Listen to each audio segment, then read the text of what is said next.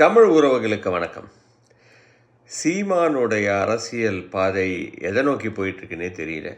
இன்றைக்கி சம்மந்தமே இல்லாமல் கம்யூனிஸ்ட் கட்சிகளை பிடிச்சி தாக்குன்னு தாக்கி இருக்கிறாரு. ஏன்னா அவங்க திமுக அலையன்ஸோடு இருக்கிறாங்க அப்படின்றதுனால.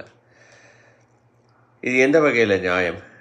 என்ன போராட்டங்கள் செஞ்சாங்க கம்யூனிஸ்ட் அப்படின்ற மாதிரி கேட்டிருக்கிறாரு. கம்யூனிஸ்ட் தோழர்கள் இல்லை அப்படின்னா இந்த இண்டஸ்ட்ரியல் காலத்தில் அவங்களுக்குன்னு ஒரு ரெப்ரசன்டேஷன் கம்ப்ளீட்டாக கொடுக்கறது கம்யூனிஸ்ட் தோழர்கள் தான்.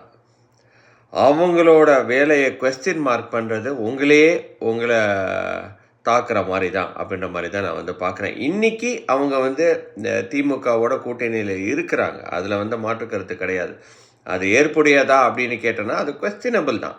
பட் அவங்க என்ன நினைக்கிறாங்க அப்படின்னா, ஒரு ஆளும் கட்சியோடு இருந்தால் நம்மளோட ரெப்ரசன்டேஷன் ஜாஸ்தியாக இருக்கும் அப்படின்னு நினைக்கிறாங்க. அது தவறில்லை. நீங்கள் கூட்டணி போகாததுனால, யாரோடையும் கூட்டணி இல்லை அப்படின்னு சொல்கிறதுனால நீங்கள் பண்ணுறதெல்லாம் சரியும் கிடையாது.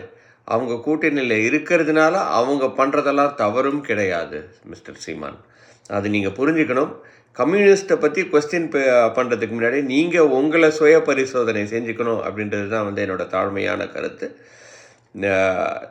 அரசியல் பண்ணலாம், ஆனால் அரசியல் பிழை பண்ணக்கூடாது அப்படின்றத சொல்லி சீமான் தன்னையை பரிசோதிக்கணும் அப்படின்னு சொல்லி வாய்ப்புக்கு நன்றி கூடி விடைபெறுகிறேன். நன்றி, வணக்கம்.